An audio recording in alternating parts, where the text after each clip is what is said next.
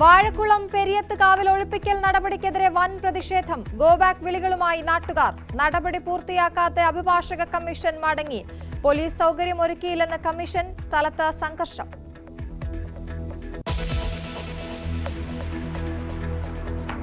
സർക്കാർ അവഗണനയ്ക്കെതിരെ ആശാവർക്കർമാരുടെ കൂട്ട ഉപവാസ സമരം. സെക്രട്ടേറിയറ്റ് നടയിൽ എത്താൻ പറ്റാത്തവർ വീട്ടിലിരുന്ന് ഉപവസിക്കണമെന്ന ആഹ്വാനം. പിന്തുണയുമായി സമരപ്പന്തലിലേക്ക് നേതാക്കൾ. നിരാഹാര സമരം 5ാം ദിവസത്തിൽ.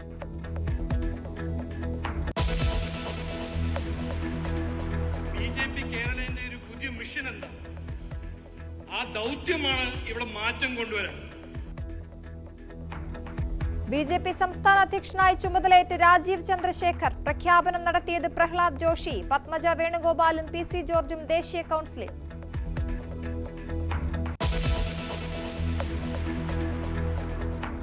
മുഴപ്പിലങ്ങാട് സൂരജ് വധക്കേസിൽ 8 പ്രതികൾക്ക് ജീവപര്യന്തം.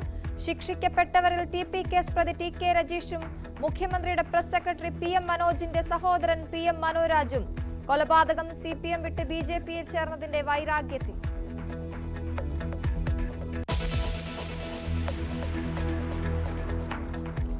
പോക്സോ കേസിൽ കോൺഗ്രസ് നേതാവ് അഡ്വക്കേറ്റ് നൌഷാദ് തോട്ടത്തിലിനായി അന്വേഷണം ഊർജിതം. മുൻകൂർ ജാമ്യാപേക്ഷ തള്ളി.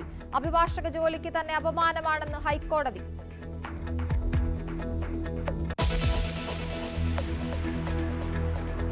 കോഴിക്കോട് ആസിഡ് ആക്രമണ കേസിൽ പോലീസിനെതിരെ പ്രവിശ്യയുടെ അമ്മ. ലഹരിക്ക് അടിമയായ പ്രശാന്ത് മുൻപും ഉപദ്രവിച്ചിരുന്നു. മൂത്ത മകനെ പെട്രോൾ ഒഴിച്ച് കത്തിക്കാൻ ശ്രമം നടത്തി.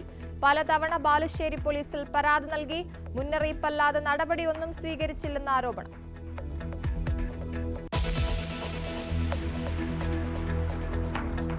കോട്ടയത്ത് വായ്പ അടയ്ക്കാൻ വൈകിയതിന്റെ പേരിൽ മർദ്ദനം. സ്വകാര്യ പണമിടപാട് സ്ഥാപനത്തിലെ ഉദ്യോഗസ്ഥരുടെ മർദ്ദനമേറ്റത് രോഗിയായ ഗൃഹനാഥന്. തലയിലടക്കം പരിക്ക്. ഒരാൾ അറസ്റ്റിൽ.